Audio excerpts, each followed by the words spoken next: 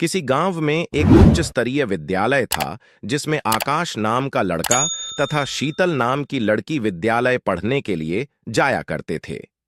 आकाश बहुत पहले से ही उसी स्कूल में पढ़ाई कर रहा था, मतलब कि आकाश की पढ़ाई उस स्कूल में क्लास 1 से ही हो रही थी। लेकिन जैसे ही आकाश क्लास 7 में पहुंचता है, वैसे ही क्लास 7 में ही एक लड़की कहीं दूसरी जगह से ट्रांसफर करा के उस क्लास में नामांकन लेती है। दूसरे स्कूल से आने के बाद उस स्कूल में नामांकन लेने वाली उस लड़की का नाम शीतल था। दूसरे स्कूल से आने के बावजूद भी वह बहुत ज्यादा पढ़ने लिखने में तेज थी। शीतल के आते ही सभी लोगों से जान पहचान होने लगी थी। उस समय स्कूल में सबसे ज्यादा अच्छा कैरियर वाला लड़का आकाश ही था। क्लास में हमेशा टॉप किया करता था। जैसे ही सर किसी भी काम को करने के लिए कहते थे तो सबसे पहले आकाश को ही आवाज दिया करते थे। सर स्कूल का कोई भी काम को करने के लिए सबसे पहले आकाश को ही बुलाया करते थे और कोई भी काम के लिए भेजा करते थे। इस कारण से सभी लोग आकाश से अच्छी तरह से बातचीत किया करते थे, क्योंकि क्लास में टॉप होने के बावजूद वह सर से अच्छी पहचान रखता था। जैसे जैसे शीतल उसके बाद में पुरानी होती गई, वैसे वैसे ही उसकी दोस्ती आकाश के साथ होने लगी थी। आकाश आगे की सीट में बैठा करता था और शीतल भी पढ़ने लिखने में काफी ज्यादा होशियार होने के कारण वह भी आगे बैठा करती थी। अब तो हर समय टीचर क्लास में होते हुए भी दोनों एक दूसरे से बातें किया करते थे पढ़ाई के बारे में। धीरे धीरे उनकी मित्रता बहुत ज्यादा हो गई और वो एक दूसरे से बात किए बिना नहीं रह पाते थे। अगर किसी दिन आकाश स्कूल नहीं जाता था तो शीतल का मन नहीं लगता था। अगर किसी दिन शीतल स्कूल न जाए तो आकाश का मन नहीं लगता था। दोनों की दोस्ती होते होते 2 साल लग गए थे और अब शीतल और आकाश क्लास 9 में पहुंच गए थे। दोनों की दोस्ती अब प्यार में बदलने लगी थी। वह दिन दूर नहीं था कि अब वो लोग मैट्रिक में पहुंच जाएंगे, मतलब के क्लास 10 में पहुंच जाएंगे। ऐसे में अब वो दोनों को बिछड़ने का डर सता रहा था, क्योंकि शीतल का घर कहीं और था और आकाश का घर कहीं और था। जिस कारण से दोनों को यह चिंता सताने लगी थी कि अगर हम लोग मैट्रिक की परीक्षा दे देते हैं, उसके बाद हमें स्कूल तो छोड़ना नहीं पड़ेगा, क्योंकि जिस स्कूल में वह लोग पढ़ाई करते थे वह स्कूल में केवल मैट्रिक तक की ही पढ़ाई होती थी। उसके बावजूद दोनों अब एक दूसरे के बिना उदास रहने लगे थे, क्योंकि उन्हें यह जानकारी मिल गई थी कि अब 2 से 3 महीने पढ़ाई करने के बाद अब तो हम सभी को घर में ही पढ़ाई करनी पड़ेगी, क्योंकि मैट्रिक में कुछ दिन पढ़ाई करने के लिए छुट्टी दे दिया जाता था स्कूल से, ताकि घर में सभी लोग अपनी अपनी तैयारी अच्छे से कर सके। ऐसे में उन दोनों की तैयारी को लेकर उनके सर हमेशा बोलते थे कि तुम बहुत ज्यादा बात करने लगे हो, तुम्हारी पढ़ाई में अब मन नहीं लगने लगा है। स्कूल टीचर कहने पर अब दोनों एक दूसरे से अलग होने की सोच ही रहे थे। उसके बाद शीतल कहती है कि टीचर हमें बार बार बोल रहे हैं कि बहुत ज्यादा तुम्हारा बातचीत हो रहा है। अगर इसी तरह से चलता रहा तो आगे मैट्रिक का रिजल्ट तुम दोनों का खराब हो जाएगा। उसके बाद आकाश कहता है कि हमें कुछ दिनों के लिए अलग रहना होगा बिना बातचीत किए, जब तक मैट्रिक एग्जाम ना हो जाए। दोनों लोग अपने अपने मन को समझाकर यह फैसला कर लिया कि अब से हम दोनों एक दूसरे से बात नहीं करेंगे, ना ही मिलेंगे।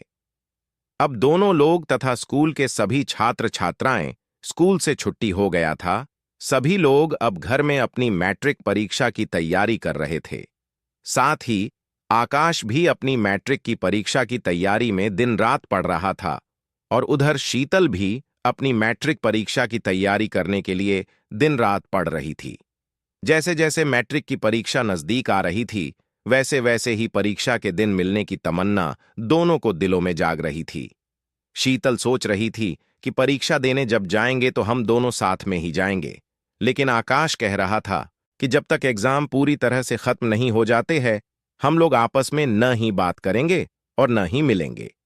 जैसा सोचा था ठीक वैसा ही हुआ, क्योंकि मैट्रिक परीक्षा के समय में शीतल के पिताजी उसके साथ स्कूल सेंटर तक पहुंचाने के लिए जाया करते थे, जिस कारण से आकाश चाहकर भी उससे बात नहीं कर सकता था। धीरे धीरे मैट्रिक की सभी परीक्षाएं खत्म हो गईं।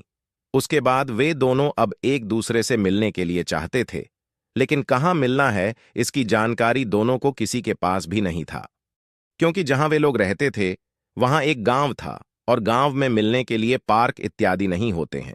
साथ ही गांव के लोगों में इतना ज्यादा कठोर नियम और एकता होती है कि वो लोग कभी भी एक दूसरे को मिलते हुए नहीं देख सकते हैं, क्योंकि गांव में ऐसा नियम नहीं चलता है।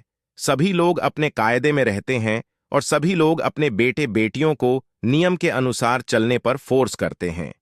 मैट्रिक परीक्षा तो खत्म हो चुकी थी, लेकिन इसके बावजूद भी दोनों एक दूसरे से नहीं मिल पा रहे थे।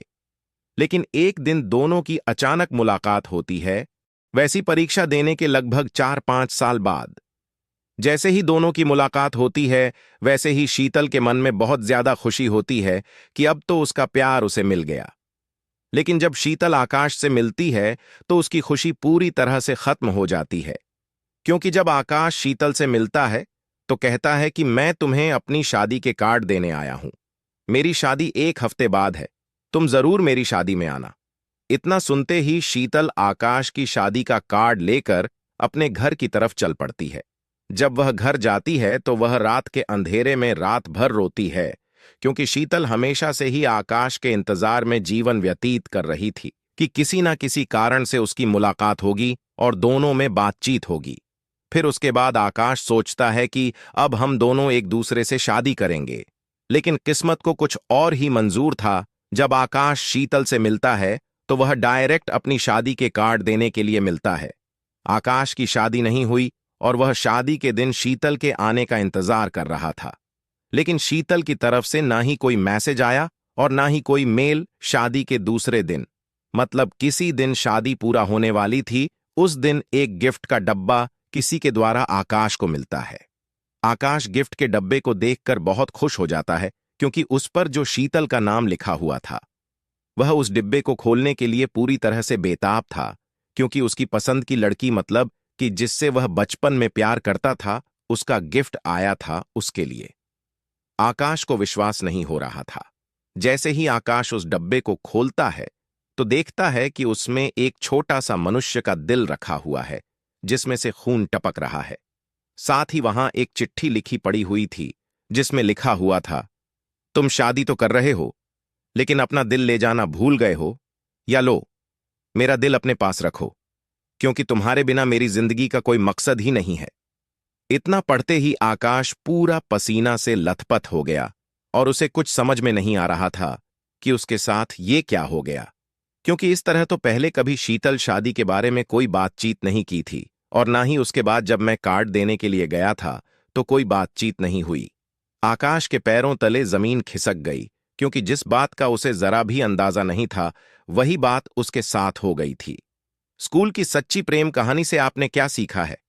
इस स्कूल लव स्टोरी से हमें यह सीखने को मिला है कि हमें अपने चाहने वालों को कभी धोखा नहीं देना चाहिए, क्योंकि हम जिससे प्यार करते हैं उससे पूछे बिना जिंदगी का कोई भी फैसला नहीं करना चाहिए, क्योंकि जितना हक हमारी जिंदगी पर हमारा है, उतना ही है हमें प्यार करने वालों का भी है।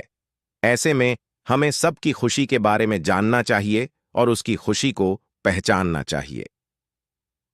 School love story in Hindi हम लोगों को यही शिक्षा मिली है।